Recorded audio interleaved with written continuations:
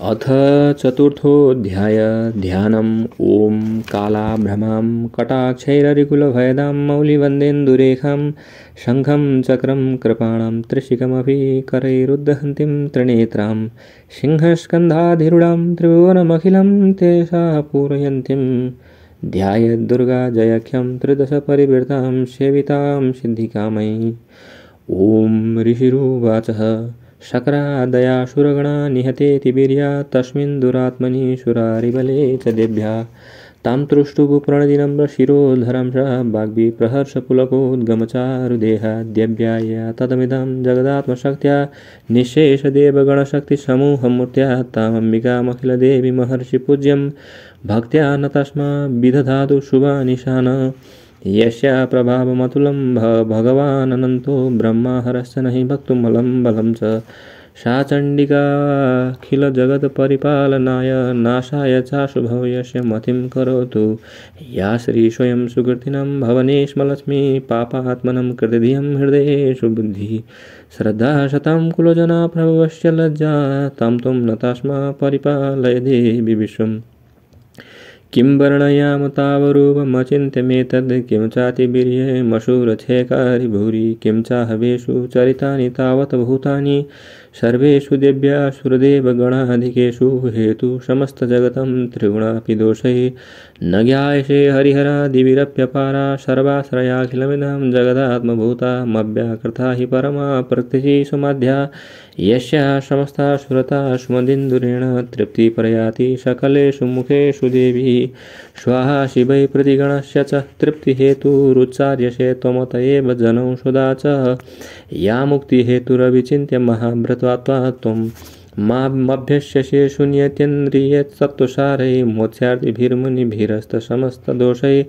विद्यार्षिषा भगवती परमा he देवी शब्दात्मिका सुविमलरज्ञजुषं निधान मुद्गीतरम्यपदपाठवतं च साम्रां देवी त्रयी भगवती भगवावनाय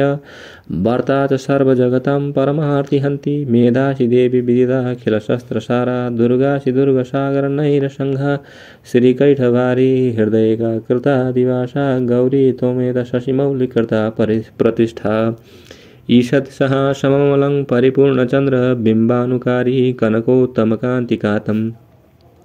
अद्य तु भूतं प्रहतमाक्तुरुषं तथापि वक्त्रं विलोक्य सहसा महिषासुरेण दृष्ट्वा तु देवी कुपितन्तकुर्भ्रकुटीकरालमद्युच्छशङ्करछवियन्नछद्य प्राणान्मुमोच महिषस्तदतीव चित्रं कैचिबीयेति हि कुपितन्तकदर्शनेन देवी प्रसीद परमा भवती भवाय सद्यो विनाशयसि कोपवती कुलानि विज्ञातमेतद्धुनैव यदस्तमेतद् नित्यं बलं सुविबलं महिषासुरस्य तेषं मता जनपदेषु धनादितेषां तेषं यशंसि न च सदति धर्मवर्ग धन्यास्त्रयेव निवृत्तात्ममदभिर्ददारा येषां सदाभ्युदयदा भवति प्रसन्ना धर्म्याणि देवी सकलानि सदैव कर्माण्यत्यादृक् प्रतिदिनं सुकृती करोति स्वर्गप्रयाति च ततो भगवती प्रसादाल्लोकत्रयेऽपि फलदानुदेवी तेन दुर्गे स्मर्ता हरसि भीतिमशेषजन्तो स्वस्थै स्मर्ता मतिमतीव शुभं ददासि दारिद्र्यदुःखभयहारिणिका त्वदन्या सर्वोपकारकरणाय सदा दचित्ता ये विरहतै जगदुपतै सुखं ततैते कुर्वन्तु नाम नरकाय चिराय पापं संग्रामं मृत्युमधिगम्य दिवं प्रयान्तु मतुवेति नूनमहितान् विनिहंसि देवी दृष्टैव किं न भवति प्रकरोति भस्म सर्वासुरा नरिषु यत् प्रहिणोति शस्त्रं लोकान् प्रयान्तु रिभवोऽपि हि शस्त्रपूता इत्थं मतिर्भवति तेष्वेऽपि तेति हतसाध्वी खड्गप्रभानिकरविस्फुरणैस्तथोग्रैः शूलाग्रकान्ति निवहेन दुःशोऽसुराणां यन्नागता बिलमयं सुमदिन्दुखण्ड योग्याननं तव विलोकयतं तदेतद् दुर्भक्तभक्तशमनं तवती तव देवीशीलं रूपं तथैतदवचिन्त्यमतुल्यमन्ये वीर्यं च हन्ते हरतदेव पराक्रमाणं वैरिष्वपि प्रकटितैव दया त्वयेथं केनोपमा भवतु तस्य पराक्रमस्य रूपं च शत्रुभयकार्यहीति कार्यहारिकुत्र चित्ते कृपा समरनिष्ठुरता च दृष्ट्वा त्वयेवि देवी वरदे भुवनत्रयेऽपि त्रैलोक्यमेतदखिलं रिपुना शनेन त्रातं त्वया समुरमूर्धनि तेऽपि हत्वा नीता देवं रिपगुणा भवमय्यपास्तः मस्माकमुन्मद शुरारिभवं नमस्ते शूलेन पाहि नो देवी देवी पाहि खड्गेन चाम्बिके घण्टा शूनेन न पाहि चापज्यानि शूनेन च प्राच्यं रक्ष प्रतीच्यं च चण्डिके रथ दक्षिणे भ्रमणेनात्मशूलस्य उत्तरस्यं तथेश्वरी